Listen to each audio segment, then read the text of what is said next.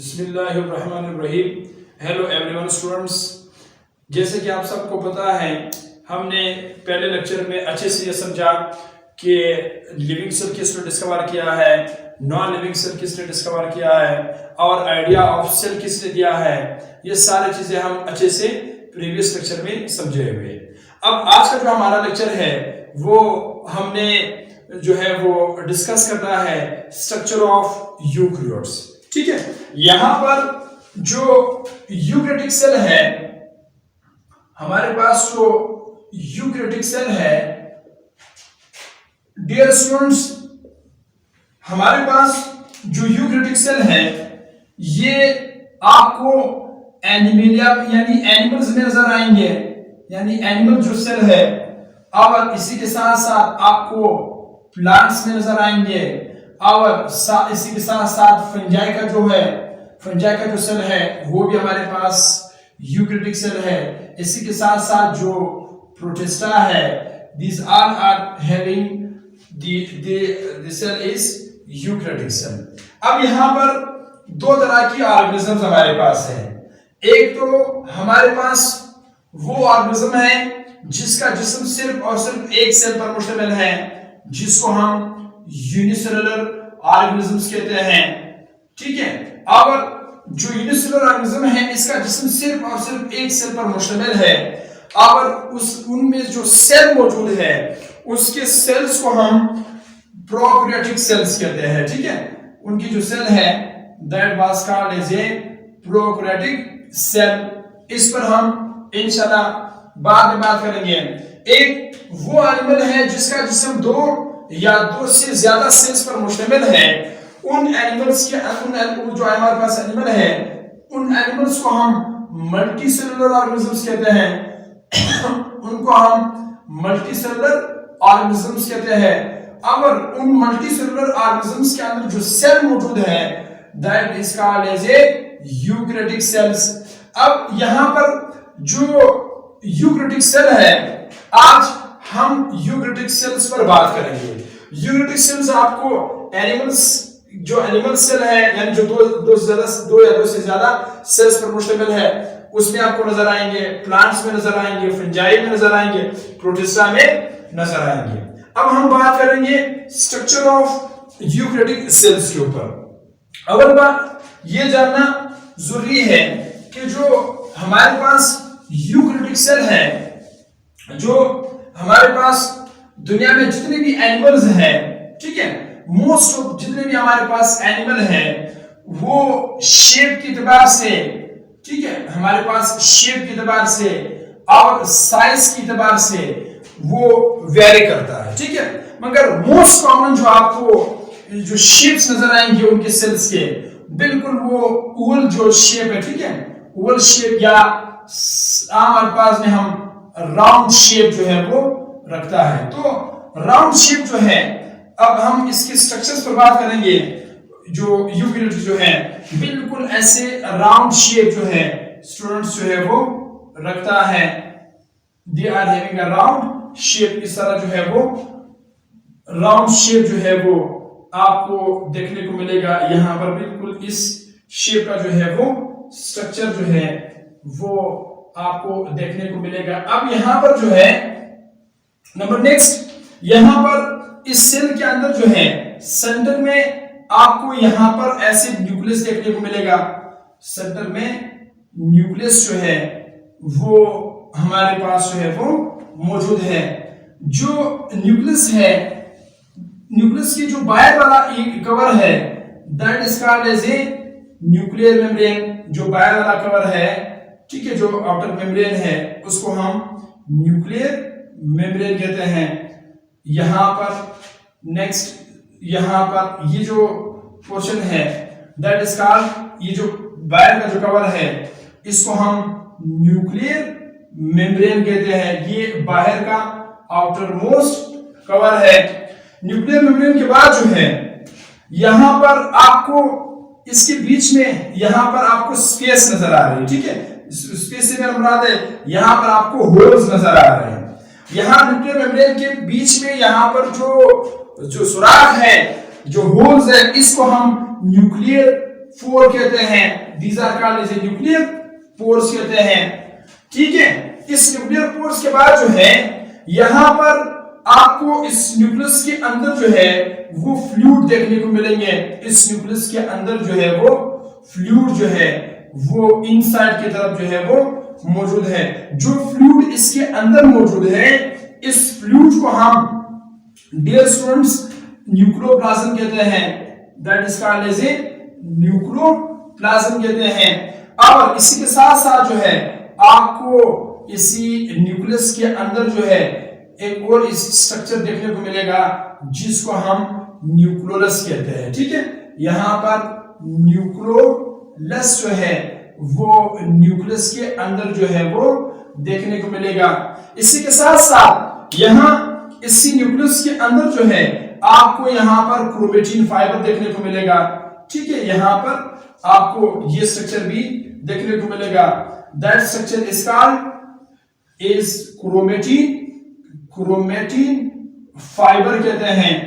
अब यहां पर जो है न्यूक्लियस के अंदर जो है ये आपको क्रोमेटिन फाइबर देखने को मिल रहा है, न्यूक्लियोलस है, उसके बाहर मोस्ट जो है वो न्यूक्लियर मेम्ब्रेन है, न्यूक्लियर पोर्स है और न्यूक्लियोप्लाज्म है।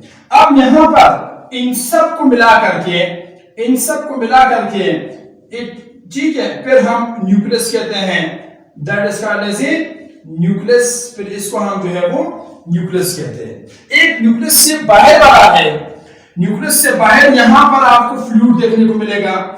जो न्यूक्लियस से बाहर की तरफ भी आपको जो है वो फ्लूइड जो है वो देखने को मिलेगा। वो फ्लूइड जो न्यूक्लियस से बाहर मौजूद है उस फ्लूइड को हम साइटोप्लाज्म कहते हैं। ठीक है, साइटोप्लाज्म कहते हैं। अब यहां पर जो है जो साइटोप्लाज्म है, यहां पर स्टूडेंट्स जो साइटोप्लाज्म है और न्यूक्लियोप्लाज्म है, यहां पर साइटोप्लाज्म है और दूसरा हमारे पास जो है वो न्यूक्लियोप्लाज्म है। अब साइटोप्लाज्म और न्यूक्लियोप्लाज्म इन दोनों को मिला करके फिर इसको प्रोटोप्लाज्म कहते हैं। ठीक, सही है, that is called as a protoplasms. ठीक है, भूलना नहीं है, इसको बिल्कुल याद रखना है। इसी के साथ साथ यहां इस सेल से बाहर यानी जो बाहर जो साइटोप्लाज्म वाला एरिया है, इस साइटोप्लाज्म वाले एरिया में आपको यहां पर ऐसे स्ट्रक्चर्स देखने को मिलेगा। यहां पर बिल्कुल इस तरह का शेप का स्ट्रक्चर मौजूद है। ये जो हमारे पास स्ट्रक्चर है that is called as a centriole. इसको हम जो है वो सेंट्रियोल कहते हैं। इस सेंट्रियोल के इर्द गिर्द हमारे पास जो है स्टूडेंट्स आपको एक और स्ट्रक्चर भी देखने को मिलेगा। This is called as a पेरीसेंट्रियोल।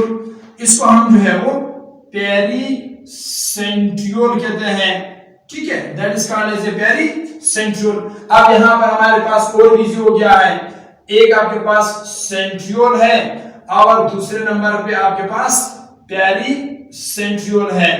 पेरीसेंट्रियोल, अब सेंट्रियोल और पेरीसेंट्रियोल इन दोनों को मिला करके फिर इसको सेंट्रोमेयर कहते हैं। ठीक है, then that is called as a centromere कहते हैं। और सेंट्रोमेयर के साथ साथ यहां पर जो है इधर आपको इस पोर्शन में यहां आपको स्टूडेंट्स यहां पर जो है माइटोकॉन्ड्रिया देखने को मिलेगा।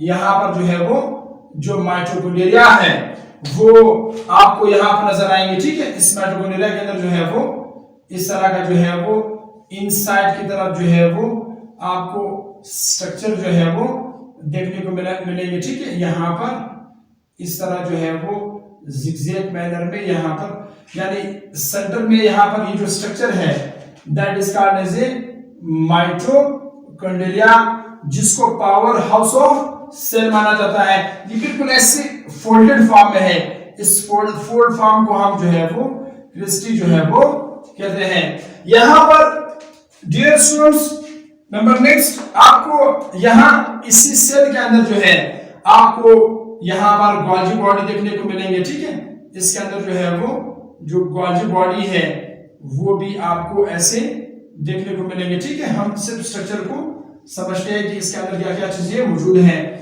तो यहाँ पर आपको गोल्जी बॉडी जो है वो देखने को मिलेंगे। ठीक है, गोल्जी बॉडी के बाद जो है यहां पर आपको ऐसे एक और स्ट्रक्चर्स भी नजर आएंगे। यहां पर मैं बना रहा हूं, ठीक है, यहां पर ये एंजाइम से हमारे पास बना हुआ है। ये जो स्ट्रक्चर है, इस स्ट्रक्चर को हम लाइसोसोम कहते हैं।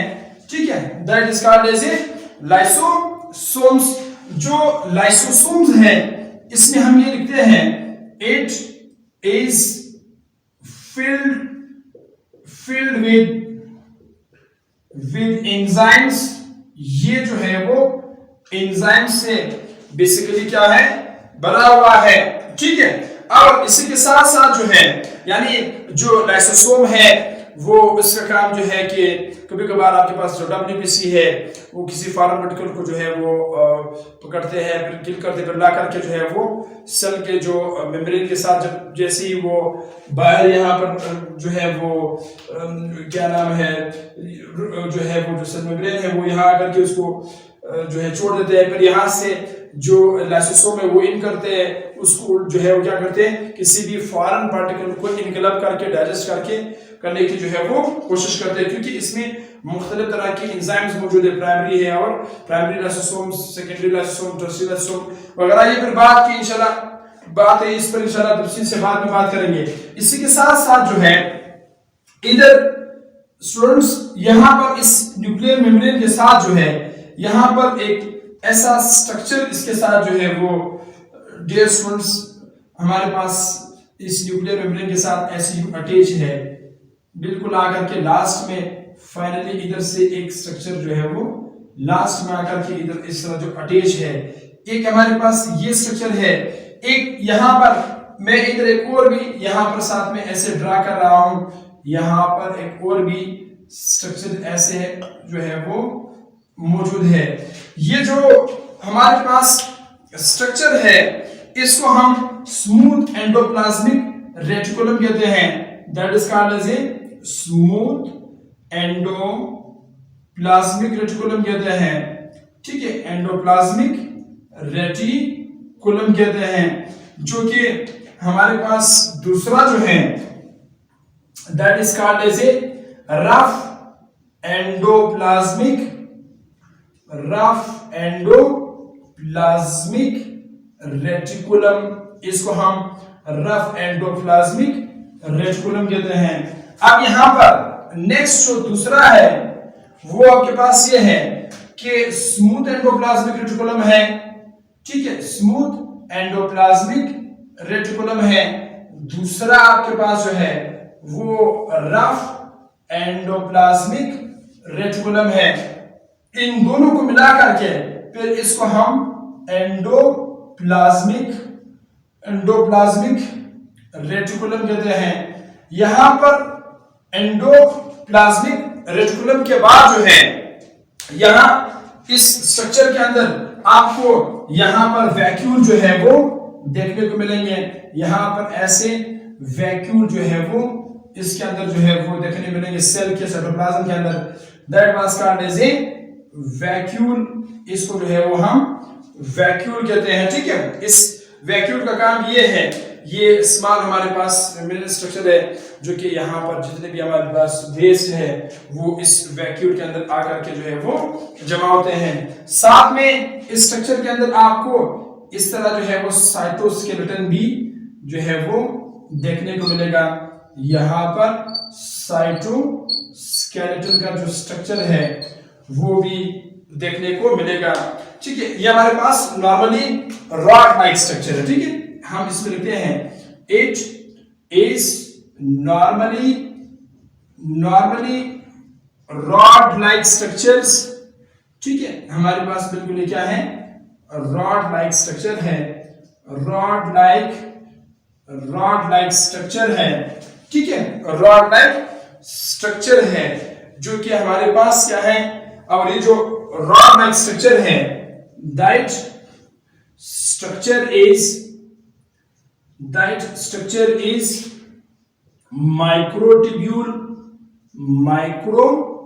Tubule and microfilaments. ठीक है, अब माइक्रोट्यूब्यूल क्या है, माइक्रोफिलामेंट क्या है, इसके ऊपर हम बाद में जो है वो डिस्कशन करेंगे। यहां पर जो है लास्ट में डियर स्टूडेंट्स, इसी के अंदर जो है, इस स्ट्रक्चर के अंदर जो है मजीद हम मूव करते हैं। अब यहां पर जो है एक बात आप अपने दिमाग में याद रखें, यानी आपके पास जो है वो सेल जो मोस्ट एक्टिव आपके पास सेल हो, यानी एक ऐसा शख्स जो काम करता हो, सारा दिन जो है वो काम करता हो, उनकी जो सेल है उसमें माइटोकॉन्ड्रिया की तादाद ज्यादा होती है और वहां पर ज्यादा एटीपी फॉर्मेशन देखने को मिलते हैं। ठीक है, तो ये आप लोग याद रखिए कि जो मोस्ट एक्टिव सेल है उसमें जो है वो मोस्ट जो है वो आपके पास जो है वो माइटोकॉन्ड्रिया मौजूद होते हैं। ठीक है, ये बात याद रखना, most active cell is having more mitochondria. ठीक है, उसमें ज्यादा जो है वो माइटोकॉन्ड्रिया जो है वो हमारे पास मौजूद है। जब इसमें ज्यादा माइटोकॉन्ड्रिया आपके पास मौजूद है, इसका मतलब ये कि ये हमारे पास मोस्टली डिपेंड करता है। ठीक है, and mostly depend on metabolic activities. ठीक है, एक तो आप अपने दिमाग में ये बात याद रखें। ठीक है, जो एक्टिव सेल है उसमें माइटोकॉन्ड्रिया ज्यादा होती है, जिस सेल में माइटोकॉन्ड्रिया ज्यादा होती है तो मतलब ये कि उस सेल में मेटाबॉलिक का प्रोसेस भी ज्यादा हो रहा है और मोर एटीपी फॉर्मेशन भी हो रहा है। ठीक है, अब एनिमल सेल जो है ये याद रखिए, जो एनिमल सेल है इसमें आपको जो है वो सेंट्रोमेयर देखने को मिलेगा। ठीक है, रिमेंबर ये बात याद रखना कि जो एनिमल सेल है उसमें जो है वो सेंट्रियोल जो है वो, यानी जो सेंट्रोमेयर है वो एनिमल सेल में आपको देखने को मिलेगा, जबकि एनिमल सेल प्लांट सेल के अंदर जो है, जो प्लांट सेल है वो सेंट्रोमेयर नहीं रखता। ठीक है, plant cell does not having centromeres. ठीक है, और वो सारी चीजें हैं, इंशाल्लाह नेक्स्ट वीडियो में इस पर मजीद भी बात करेंगे। ठीक है, बेस्ट ऑफ लक, अपना ख्याल रखिए।